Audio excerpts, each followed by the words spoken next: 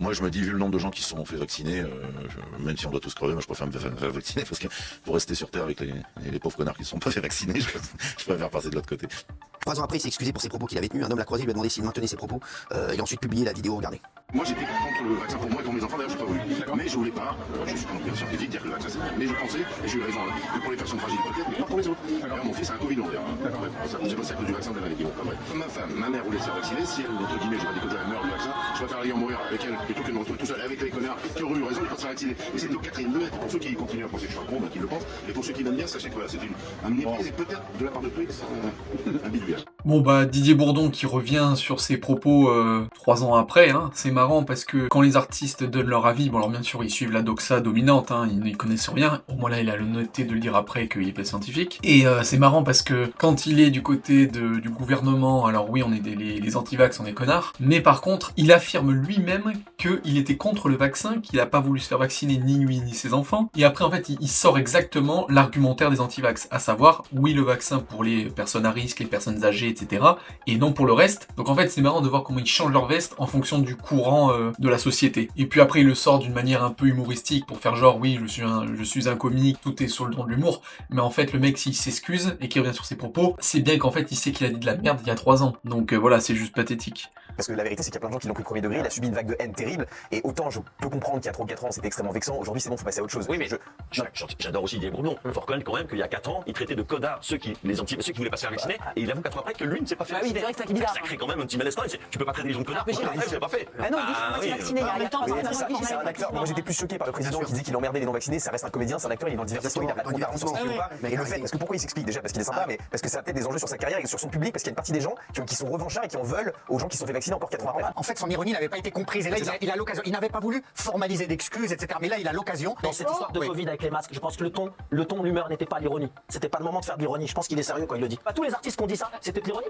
Alors moi, je pense vraiment que c'était pas de l'ironie. Maintenant, est-ce si grave que ça, quoi? C'est pas grave, mais faut pas faire marche arrière. Faut dire c'est comme ça maintenant, c'est tout. Mais il y en a d'autres où ces films marchent moins bien et les concerts marchent moins bien. Ils font marche arrière et ils disent oui, mais je rigolais quand je vous ai traité d'enfoiré, c'est pas vrai, je le pensais pas.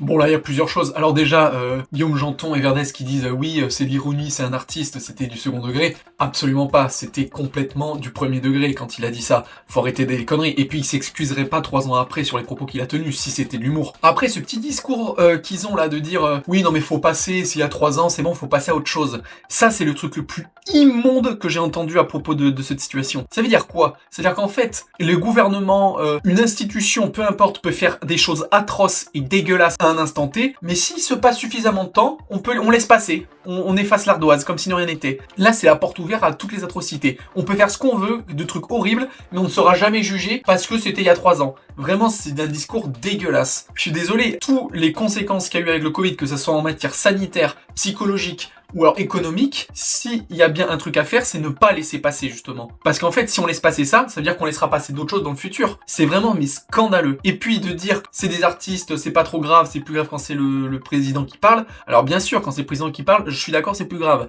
Mais je suis désolé, les artistes, ils ont un poids aussi. C'est bien pour ça qu'ils évitent de se mettre dans la sauce quand ils ont des sujets politiques. Quand un artiste parle, ils savent qu'ils ont une communauté et que généralement, il y en a beaucoup qui vont suivre. La preuve avec les élections américaines. Combien il y a d'artistes à chaque fois qui se disent je vais voter démocrate et ça a un certain poids sur la population. Bah oui, parce que les gens sont des moutons et c'est comme ça. Ils ont encore faux quand ils disent que c'est des artistes, ce qu'ils disent c'est pas grave. Bah si, s'ils ouvrent leur gueule pour dire des choses qui sont en plus d'un sujet politique, bah je suis désolé, ça a du poids. Et il a raison Raymond quand il dit que effectivement ce truc là, il y a eu beaucoup d'artistes qui se sont vus diminuer en termes d'affluence de gens, justement à cause de leur prise politique dégueulasse pendant le Covid. Et tant mieux pour eux. Parce que c'est bien facile de dire des choses qui vont dans le sens du gouvernement et de la doxa dominante quand il y a une crise comme ça, et de revenir 3 ans après quand il y a le vent qui tourne, de toi aussi te dire ah bah finalement oui moi je suis d'accord avec ce que les antivax disaient, enfin vraiment je trouve ça mais dégueulasse. Moi je suis un peu d'accord avec Raymond, je suis un peu d'accord avec Jean-Mi, moi j'ai beaucoup plus de respect pour les gens qui ont dit qu'ils voulaient pas se faire vacciner et qui s'y sont tenus,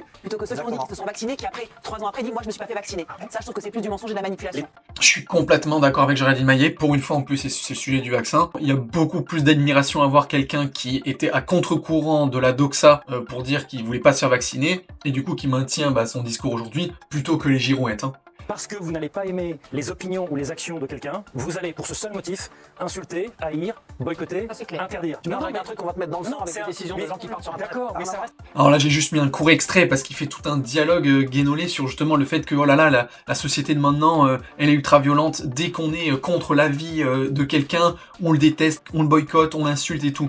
Mais ça n'a aucun rapport entre juste parce que t'aimes pas quelqu'un parce qu'il a dit quelque chose, tu le boycottes, et quelqu'un qui te traite de connard parce que tu veux pas te faire vacciner. D'un côté, on a juste des opinions politiques, artistiques, diverses. Toi, si tu ne partages pas l'opinion de cette personne, t'es pas obligé de l'insulter ou de le boycotter. Ça oui, je suis d'accord. Mais par contre, quand cette personne, elle te dit, il faut se faire vacciner, il faut incorporer une substance qui n'a pas de recul et qui n'est pas reconnue par le consensus scientifique, t'as le droit de pas le vouloir. Et là, t'as le droit de vouloir insulter cette personne et de la boycotter. Tout ce qui t'occupe toi-même et ton cercle individuel, tu fais ce que tu veux, tu penses ce que tu veux, mais du moment que ça affecte la vie des autres gens, bah je suis désolé, ces gens-là, ils ont le droit aussi de répondre et de réagir. Donc la comparaison est pas du tout valide. Donc oui, pour conclure, Didier Bourdon, telle une girouette, va dans le sens du vent.